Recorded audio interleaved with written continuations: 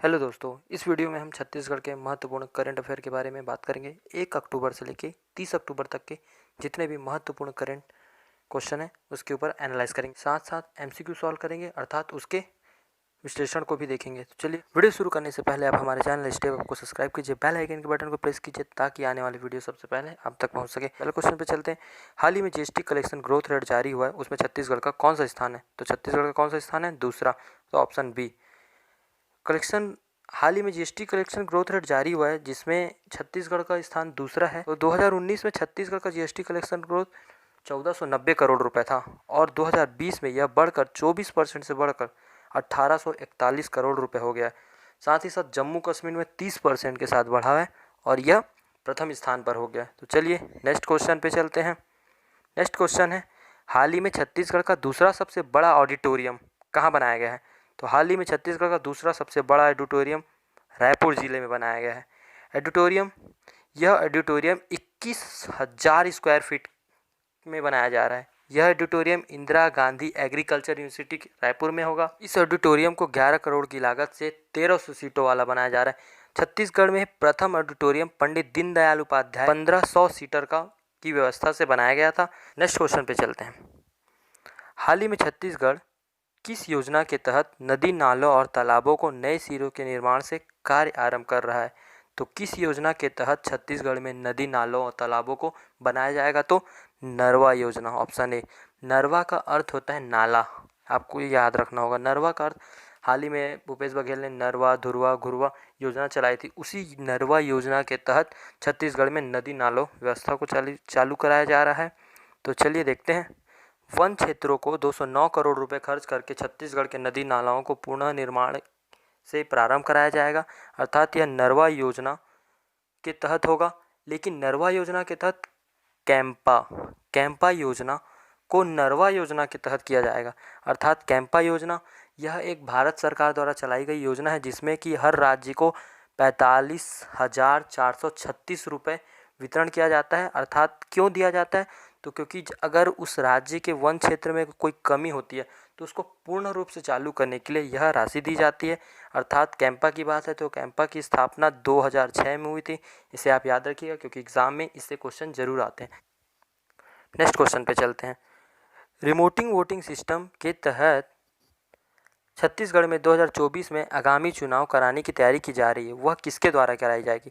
तो यह भारत निर्वाचन आयोग और आईआईटी भिलाई के द्वारा कराया जाएगा। तो ऑप्शन डी इसका आंसर है। तो इसके बारे में थोड़ा जान लेते हैं कि यह है क्या। छत्तीसगढ़ का अगर वोटर ये इस सिस्टम के द्वारा अगर वो अन्य राज्य में है तो वहाँ के बूथ पे वोट डाल सकता है इस योजना के तहत। इस योजना को छत्तीसगढ़ में 2024 तक में लागू किया जाएगा और इस योजना आईआईटी भिलाई अर्थात भारत निर्वाचन आयोग द्वारा बनाया जा रहा है। यह काम कैसे करेगा तो आपको हम एक सरल वे में समझाने की कोशिश करते हैं। यह क्लाउड सर्वर के सहयोग से काम करेगा। जैसे कोई छत्तीसगढ़ का वोटर गुजरात में जैसे फंसा हुआ है तो वो वहाँ के बूथ पे जाके अपने इंपॉर्टेंट डॉक्यूमेंट दिखाएगा और वहाँ के वोट डालेगा। वोट क्लाउड सर्वर के द्वारा छत्तीसगढ़ के चुनाव आयोग के द्वारा चुन लिया जाएगा, अर्थात वह जुड़ जाएगा। क्वेश्चन पे चलते हैं। छत्तीसगढ़ में खोले जा रहे इंग्लिश मीडियम स्कूल का संचालन अब किस योजना के तहत किया जाएगा? तो किस योजना के तहत किया जाएगा? आत्मानंद योजना के तहत, स्वामी आत्मानंद योजना के तहत किया जाएगा। चलिए इसके बारे में जान लेते हैं। अब छत्तीसगढ़ में जितने भी इंग्लिश स्कूल खोले जाएंगे वह स्वामी आत्मानंद स्कूल योजना के तहत किए जाएंगे। अब तक 91 स्कूल खोले जा चुके हैं। अब हाल ही में 148 ब्लॉकों में इंग्लिश स्कूल खोले जाएंगे, वह स्वामी आत्मानंद योजना के तहत होंगे। यह 200 करोड़ लागत से 2 भागों में इसका कार्य किया जाएगा, 2 चरणों में इसका कार्य किया जाएगा। स्वामी आत्मानंद जयंती पर भूपेश बघेल ने एक योजना चालू की, वह योजना थी धरसा योजना। धरसा योजना गांव की कच्ची सड़कों को पक्की सड़कों में तब्दील करना ही धरसा योजना कहलाता है। तो चलिए नेक्स्ट क्वेश्चन पे चलते हैं। छत्तीसगढ़ राज्य सरकार द्वारा बिजली संबंधी समस्याओं को घर बैठे समाधान के लिए कौन सा ऐप का शुभारंभ किया है? तो कौन से ऐप का शुभारंभ किया है? मोर बिजली ऐप, ऑप्शन ए इसका आंसर है। तो इसके बारे में थोड़ा जान लेते हैं। Chhattisgarh state power distributed company बिजली ऐप का यह नीचे नया फीचर्स लागू की है जिसमें 16 प्रकार की सुविधाएं दी गई है, विद्युत संबंधी सुविधाएं दी गई है।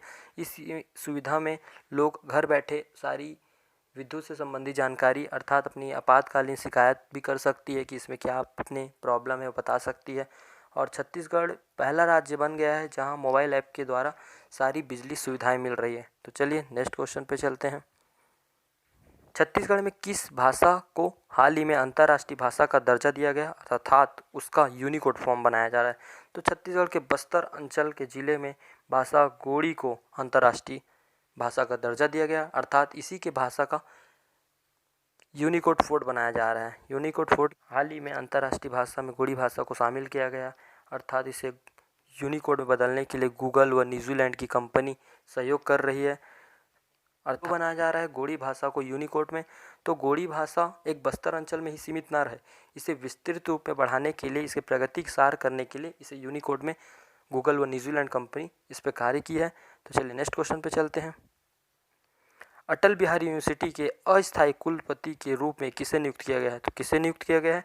संजय अलंग को नियुक्त किया गया है। अटल बिहारी यूनिवर्सिटी का कुलधिपति पूर्व कुलधिपति GD शर्मा थे। हाल ही में अनसुईया उइके ने अब यूनिवर्सिटी का प्रभार डॉक्टर संजय अलंग को अस्थायी प्रभार के रूप में दिया है, अर्थात नए कुलपति की नियुक्ति जब तक नहीं होती है यही वहाँ के नए कुलाधिपति रहेंगे। तो चलिए नेक्स्ट क्वेश्चन पे चलते हैं। छत्तीसगढ़ राज्य के किस जिले में हॉर्टिकल्चर यूनिवर्सिटी खोला जा रहा है? तो किस जिले में हॉर्टिकल्चर यूनिवर्सिटी खोला जा रहा है? दुर्ग जिले में। तो हॉर्टिकल्चर के बारे में है, छत्तीसगढ़ के दुर्ग जिले के साकरा ग्राम पंचायत में यह यूनिवर्सिटी खोला जाएगा। इस यूनिवर्सिटी का नाम महात्मा गांधी यूनिवर्सिटी रहेगा, अर्थात हॉर्टिकल्चर यूनिवर्सिटी वानिकी उद्यमी को आगे बढ़ाने के लिए इस यूनिवर्सिटी को छत्तीसगढ़ में खोला जा रहा है। साथ ही साथ इसके साथ डगरा बांध और का सौंदर्यीकरण किया जाएगा, अर्थात लोगों को पर्यटन की ओर आकर्षित करने के लिए इसका उद्गार किया जा रहा है। तो चलते हैं नेक्स्ट क्वेश्चन पे। छत्तीसगढ़ के किस जिले में गांधी म्यूजियम बनाया जा रहा है? तो किस जिले में गांधी म्यूजियम बनाया जा रहा है? तो रायपुर में। इस गांधी म्यूजियम को छत्तीसगढ़ के खादी एवं ग्रामोद्योग बोर्ड द्वारा बनाया जा रहा है। यह रायपुर जिले के कंकालीपाड़ा स्थित भवन में बनाया जाएगा। इस म्यूजियम में गांधी जी से सारी जुड़ी पुस्तकें, दैनिक उपयोग की सारी वस्तुएं भी रखी जाएगी, अर्थात इसका बनाने का उद्देश्य युवाओं को गांधी जी की ज़िंदगी में से वाकिफ़ कराना है। इसी प्रकार के वीडियो पाने के लिए आप हमारे चैनल स्टेप अप को सब्सक्राइब कीजिए, बेल आइकन के बटन को प्रेस कीजिए ताकि आने वाले वीडियो सबसे पहले आप तक पहुंचे। और साथ ही साथ हमारे इंस्टाग्राम, टेलीग्राम के चैनल को भी आप फॉलो कर सकते हैं, क्योंकि हम इंस्टाग्राम पे डेली MCQ के क्वेश्चन पोस्ट करते हैं, अर्थात टेलीग्राम पे इस सारे वीडियो के PDF आपको वहीं अवेलेबल कराए जाएंगे। तो चलिए मिलते हैं अगले वीडियो में। जय हिंद, जय भारत।